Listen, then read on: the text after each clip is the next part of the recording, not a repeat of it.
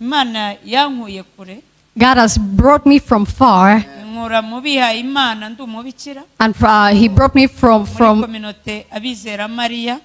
In a community called Those Who Believe in Mary. Inzana mu gakiza ngo nyikorere. And brought me to salvation to serve Him. Nibwo numva narihaye Imana. So now is the time I feel like I've given myself to God.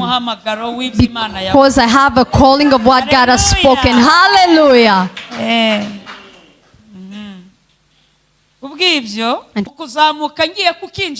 Before I could enter, the security man had heard me. And he got into my way and said, "Where are you going?" And he told me, "Now I'm saying you go back. Where are you going?" And I said, "Right now be blinded." He did not even get blind, he slept. He sat down. And I entered and spoke what the Lord has told me. In a few minutes I was at the nightclub. I found a lot of prostitutes. Bikers and those that are parking their cars. After seeing them, he said, "All of you hear what the Lord says." And they all came to me. But most of the people were prostitutes.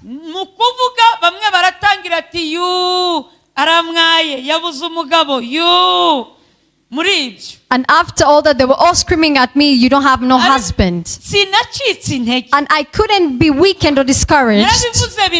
I said it and I got done and repeated the second time. That's how many were lifting their clothes before me. Remove their clothes and surround me. And in a few minutes there came a man and said, "You woman, remove your jokes here. Don't lie, you're a prophet. You are that you're a servant of God. You've spoken, you're thirsty. You have all this thirst within you. You don't even know where to start. Now I accept to give you a crate of mitzig and you enter the club." When he said that, this right hand, I felt it going up. And I prayed. Said, "Lord of heaven and earth, of Abraham, Isaac, and Jacob, I thank you for you have walked with me. That everywhere I want you walk with me. And even here, we are together." Said, "I pray and believe in the name of Jesus." And after they heard that, the whole nightclub burned. They saw signs of fire that it was burning. And people say, "That woman is a prophet."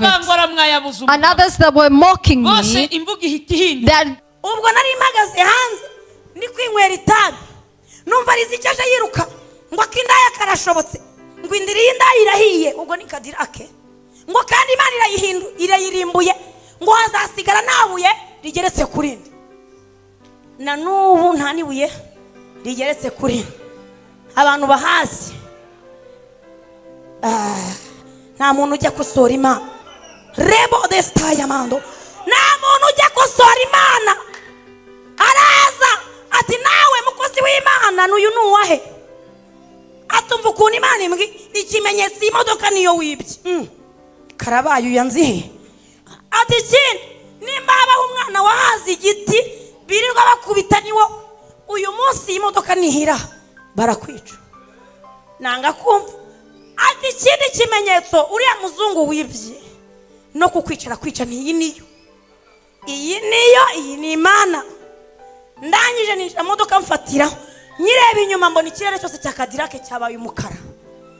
Indaya ziraguruka hejuru y'izindi ati ndapfuye. Undaranyanyagira ati ndagira ne abataye amamodoka aho hari n'amamodoka yahiriye. We're going to speak about the word of God in a few minutes. God has brought me from far, nkura mu bihaye imana ndi umubikira and He brought me from muri kominote abizera mariya in a community called Those Who Believe in Mary, inzana mu gakiza ngo nyikorere and brought me into salvation to serve Ubu rero Him. nibwo numva narihaye imana So now is the time I feel like I've given myself to Kuko ndi God, umuhamagaro w'ibyo Imana yavuze. because I have a calling of what God has spoken. Hallelujah. Kubw'ibyo And for that, ubuhamya bari bwishi testimonies are many. tuvuga inzira z'Imana aho Imana ikura abantu We speak of where God moves people from. For those in trials, ko Imana ibanga to not think God hates cyangwa them. se ko ari we wenyine Or maybe uri that kurwana it's only intambara. you that is fighting those battles. Another thing ni ukugira ngo is in order abantu batagira icyo bitwaza for people to not have excuses mu rwego rwo gukorera Imana in a way of serving God. impamvu z'ubuzima bubi The ways of bad life impamvu z'uko wananirwa to gukorera be Imana excuses for you not serving God. ikorerwa n'abakize gusa God is not served by those that are wealthy, only the prominent. mu byiciro byose In all levels, dusabwa gukorera we Imana are required to serve the Eliya Lord. yayikoreye yambaragaho Elijah was serving Him before he was even having good clothes. And even the Bible shows it. yambaragaga ariko ntibimubuze He was wearing almost nothing, but he was serving even in the kings. And the clothes were there. yari ihari And the clothes ariko existed. yambaragaho But he was wearing such small ntibimubuza clothes. gukorera Imana n'ibitangaza bikora And it couldn't stop him from serving God and perform miracles. Serving God ntago ikorerwa n'abakomeye gusa is not done by those that are prominent hari abantu only. bagira izo nzitwazo There are people that have such kind of excuses. ikibazo kuba That's nje nimugoroba It's a problem that I've come in the evening. umushumba arihangana The preacher, the bishop is going to be ariko ku manywa patient. y'ejo niko nari nabifashe I thought it was going to be at noon, maybe. I thought that's how it was going to be. message y'ubutumire nabi I received the wrong message. sawa kubw'ibyo For that, ndashimira Imana yankuye kure I thank the Lord that has moved me from far. miryango aho mvuka ni Gisenyi Rubavu Where I was born is at Gisenyi. ababyeyi banjye bariho My parents are alive. mu bigaragara barifashije They are also, they can provide for Ariko themselves. ntabwo byambujije kubaho nabi But it didn't stop him from living a bad life. iyo Imana igushaka When God wants you, ntabwo ikangwa n'aho uvuye He doesn't care where you come from. Yohana umubatiza John abyarwa na Zakariya na nyina Elizabeti. Zakariya ari umutambyi Elizabeti ari umuhanuzi was born from Zachariah and Elizabeth. kubw'ibyo And for that, ntabwo byabujije Yohana kuvuka mu buryo bw'igitangaza it didn't stop John from being born in a miraculous way. But the Bible says that child was grown. He was growing into the wilderness. Why didn't he stay to his father's land? Yesu ashimwe Praise the Lord. ikintu ushaka kubabwira What I want to tell you Yesu yaravuze ngo inzira ijya mu ijuru iraruhishe is that Jesus said the way to heaven is tough. kubabwira iby'ubwami I'm bw'Imana. coming here to speak about the kingdom of the Lord. ndabizi ko mwabwiwe byinshi I know you've been told many things iby'ubwami bw'ano mu isi about the kingdom of this world, amasezerano ya za Amerika about promises of USA and Europe and other places. ariko aho hose ni ku isi But all there is on earth, imibabaro irahari all the trials and tribulations are there. All the trials are there. muririmbyi wo mu gitabo yaravuze ngo mu ijuru honyine The singer sang that only in heaven is at the home of those that believe. kabiri The second thing, ivugabutumwa ryanjye ryari ryarahagaze my evangelism had stopped because of battles. nigeze kwigisha ndavuga ngo nukorera Imana I once preached and said, if you serve God and you don't have battles, uzabuye mu ijuru you will be like an enemy in heaven. nigeze I once preached, ku cyigisho nigeze kwigisha cyene n'intama I was teaching about a goat and lamb in 2018. naravuze ngo nukorera Imana It said, like, when you serve God and you have no battles, uzaba uri haduyi mu you will be like an enemy in heaven. The thing that shows someone who prays God is that the devil is against them. You can never have peace. Only the kind of peace that Jesus gives. But the visible things, that person can never have peace. Read from Genesis. From all the prophets that existed, they had no peace. Even Isaiah, who prophesied about good things, they died when they have been cut. Even Jesus, the Son of the Lord, was killed. The disciples like Paul did miracles. Those died in prison. No one goes on the journey to heaven that can have peace. Praise the Lord. If you see the enemy not against you, have fear and ask yourself the reason why it doesn't fight you, the reason why it doesn't destroy your things. Please be careful with that. Amen. Amen. Praise the Lord. Hallelujah.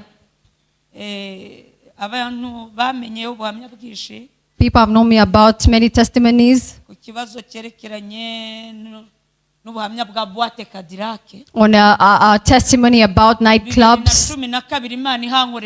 In 2012, when God used me there and it was burnt. That was a sign He was giving me that I have a gift of spirit. I'm not going to preach the gospel of the Lord. We have no time. Praise Jesus.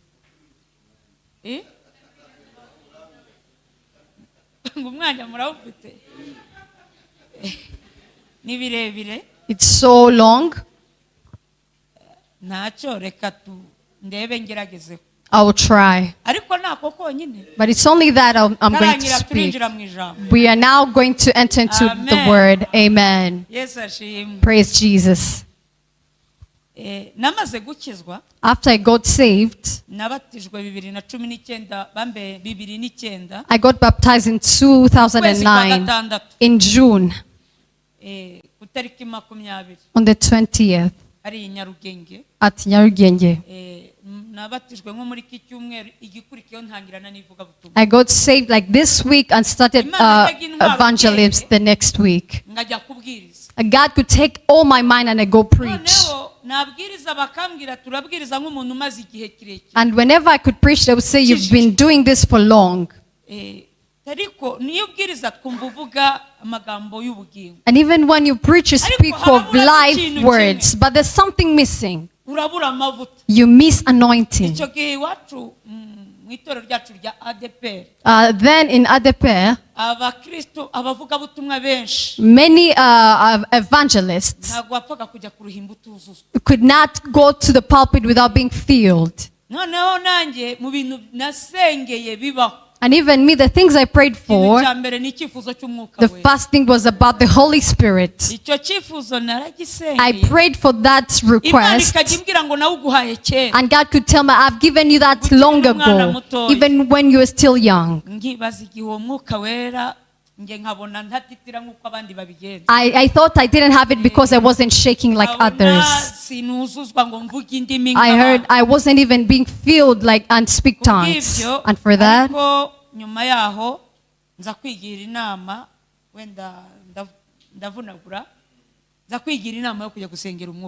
after then, I told myself to go pray for the Holy Spirit. I went into the forest of Shyorongi.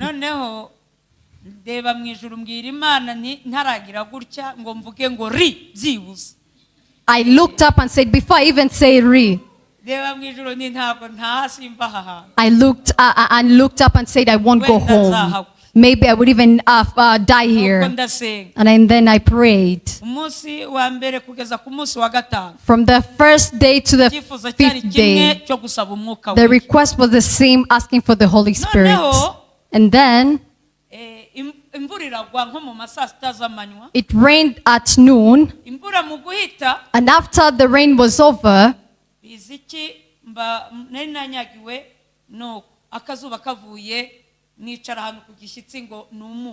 I was kind of wet, so when the sun came back, I went to absorb it. After being wetted, I fell asleep. And after sleeping, I saw someone wearing white clothes. I couldn't see well. And I heard him say, right now, stand up and go. I woke up and looked up. Said, I've already got to realize you're here. I won't go from here without you giving me that thing. And then I fell asleep again. After sleeping, I saw a pit hole forming beside me. And there was coming a black smoke out of it. And I heard a voice tell me, you are not yet going home. And I woke up again. I looked up and said, those are jokes. Even Jacob could not let you go before you blessed him. I said, God, at least look where you keep the Holy Spirit and give me the rest of it at least. At least I said, read and delay here. And you should take me if you want. After I said that, I saw 3 men coming out of the forest. And they said, now they're coming to rape me. And now I thought, why don't I go home? I took my bag and went. And then I went sad because I couldn't find what I went to look for. When I reached at Nyabugogo, I met a deacon man at Nyarugenge. He greeted me and said, how are you, servant of God? And I responded. He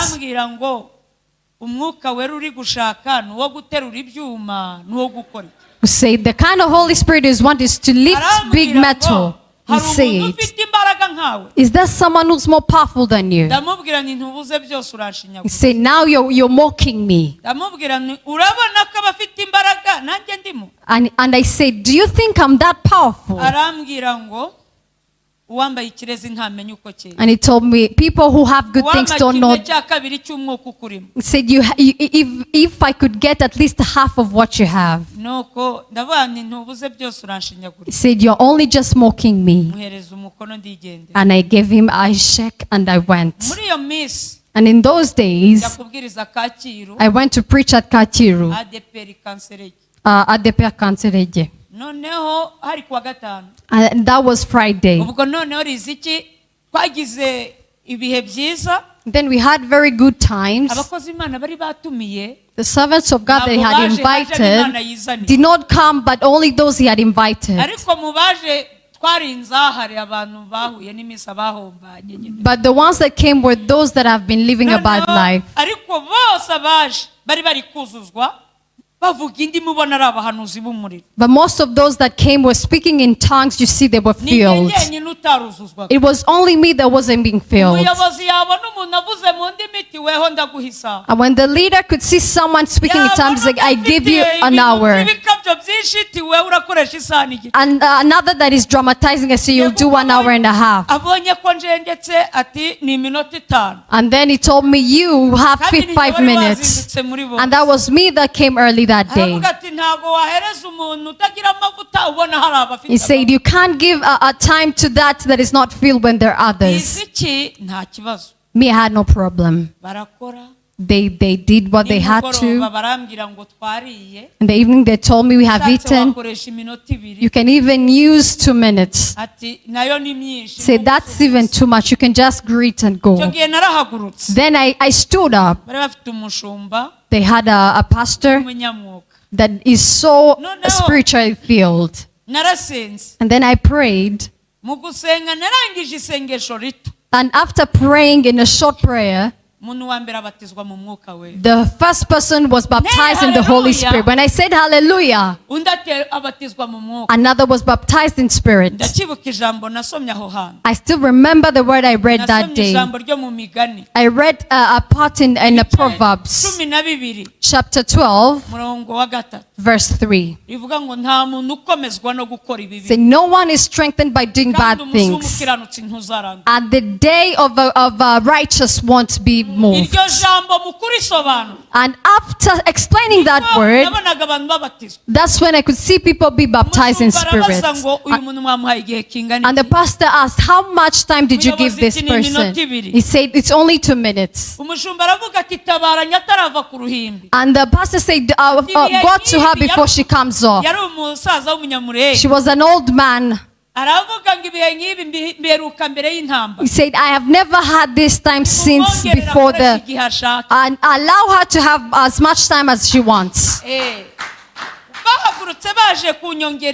When they came to give me more time, I thought it was going to take my mic off. He said, if you delay, I'll take the microphone. And then I prayed and gave her the microphone. People denied for me to go. The pastor said, maybe it's possible she's tired. They put someone to sing 2 songs. He said, bring her back. They even went outside to bring the people. There's someone who's here, when she speaks, people get baptized in spirit. In that evening, people were feeling in the church. And that time, God brought the word. I preached people and they repented. In the rejoicing, we called for a cab to take us back as servants of God. When we entered, one more added on. And the driver said, one should come out. When people are in spirit, they love each other. The Holy Spirit, that's the first sign. We say, take us all. He said, if the police stops me, you're going to pay. We said, you don't have much money than us. And we all had problems in our lives. When people are in spirit, they are so confident. And then he took us. When we reached near Nyabugogo, we met the police people and they pulled us over. One was up the road and another came to us. The one that came to us, when he peered into the car, he saw some being filled. And in that being filled,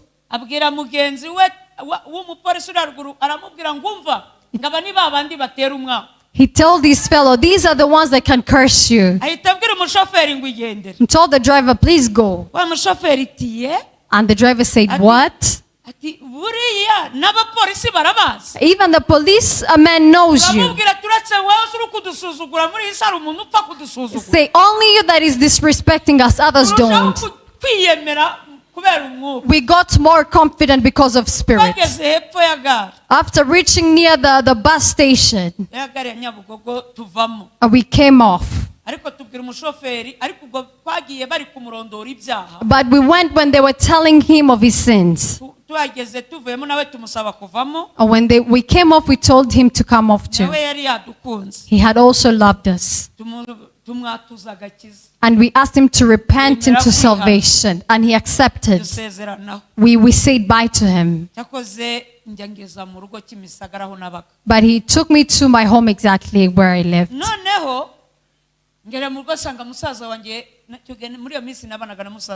Back then I lived with my brother.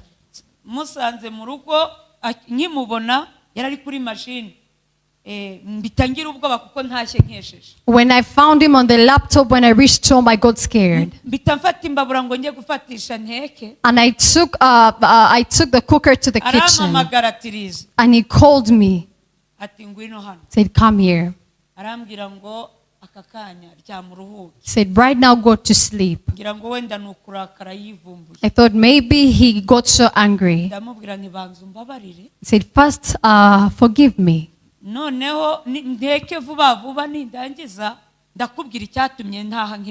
I'll cook quickly and then tell you the reason why I'm late. He said, don't worry. I came early. Today I didn't work. And now I've cooked. If you want to eat, go and eat. But I see you that you're tired. He said, I'm not feeling tired at all. He said, I feel I'm so strong. And he said, now if you have already eaten, give me time to pray. He said, how many times do you sleep here? Go. After he told me, I took my cloth and I took my bag and Bible. I came out of the gate.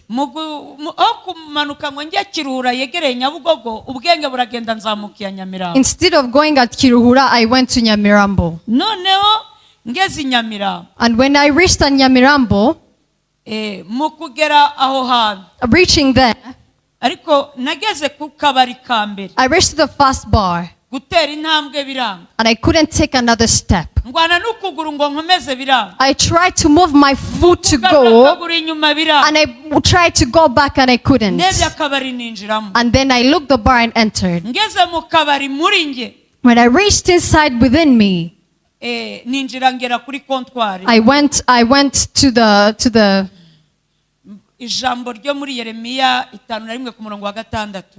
word in Jeremiah came onto me. It says, flee and come out of Babylon. Everyone save their lives. For you to not be killed for your sins. Because it's time for a vengeance from the Lord. He's going to be putting things that belong there. And after saying that, there came other words within me. The word that says, you men. Your wives are crying many tears. God has blessed you. And you have brought it unto prostitutes to be drunk. Your children has been going hungry. They don't go to school. There's nothing God had not given them. For that, I had a Bible. I jumped up and said, God is bringing his sword unto you. After saying that, it said, you women, you came after telling your husbands that you're going into work missions. And now you have come to commit adultery and fornication. And for that, God is bringing his sword unto you. He's coming to. And I told you young men and you young ladies, your parents are crying many tears. They are regretting the reason why they gave birth to you. The country is disgraced to call you theirs. Because of your fornication, because of your adultery, because of your nakedness. And for that, God is going to turn you into corpses on the mountains. You're going to be fed on by birds. And when I say that they were pulling me, I ended while I was at the door. And then I went out. When I reached, when I came out, I saw another bar. I did not even bother. I entered. Within me there came a word for the prophet Obadiah. And he had a part on verse 11, chapter 1.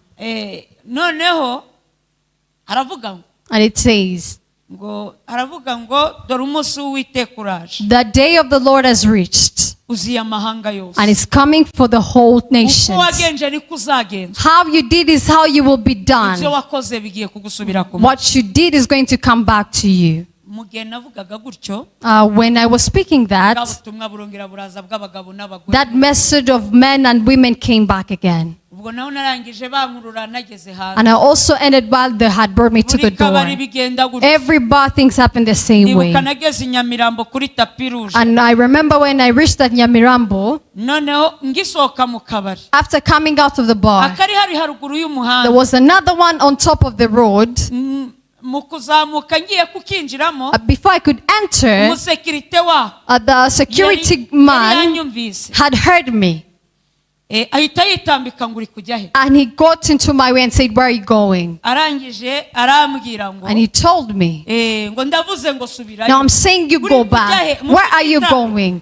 Nahise mvuga ni mu izina rya Yesu huma. And I said, right now be blinded. Mu guhuma kwiwe ntabwo yahumye, ahubwo yarasinziriye. He did not even get blind, he slept. Ahita yicara hasi barasinziriye. He sat down. Mba ndinjiyemo ndavuga. And I entered and spoke what the Lord has told me. Baratangira ngo uyu mugore ari gusakuza. They say, now this woman is shouting. Sekirite uri hehe? Where are you, the security man? Naho sekirite ari kugona ari muri. And now the man was already sleeping and snoring. Ubwo narangije sohoka ku mutekano. And after I came out, Ngeze hepfo nihuse when I reached down kuri 40 at ari 40, Nyamirambo, at Mirongwine, mura n'abagabo b'abasinzi. I met drunkards.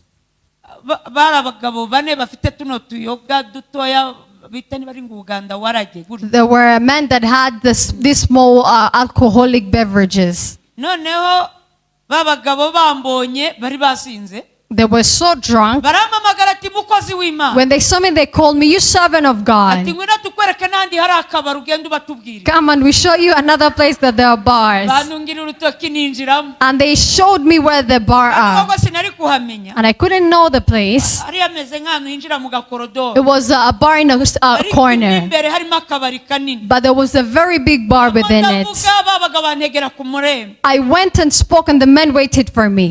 Mu kurangiza nsohotse, When I came out, babaga barambwira ati ngwino tukwereke n'ahandi hari akabari. the men told me, come and we show you another place. Nabo babwire. And then you tell them as well. Riziki naho bantungira kandi ahandi naho ndahinjira. And they also showed me another place. Mu kuhagera, After reaching, naho ndavuga mu gusohoka babaga bati ngwino tukwereke n'ahandi. and when I came out, they said, let's show you another one. Gutyo barangije barambwira ati tubari tw'ingenzi twari tuzi hano i Nyamirambo Say, the principal bars we knew, we've shown you. turarangiye. They are now over. Ufite agatege ngo tukwambukane igikondo. Are you strong enough that we take you to Tugiye Gikondo kukwereka utundi tubari dutsitse. to show you other bars? Nawe ugenda ubabwire. For you to go and tell them as well. Ababwira ni oya ndakomeza mu mujyi. Say, no, I'll going to town. Narakomeje na Hotel Sky, I went to Sky Hotel nkomeza no mu mujyi kwa Rubangura. and also at Rubangura. Mbasanze Pandagare, I found a police car. nkibona abapolisi. When I saw the police, Bandasimbutsa nini mwumva uko Uwiteka Nyiringabo avuga. I jumped and said, listen to what the Lord is saying.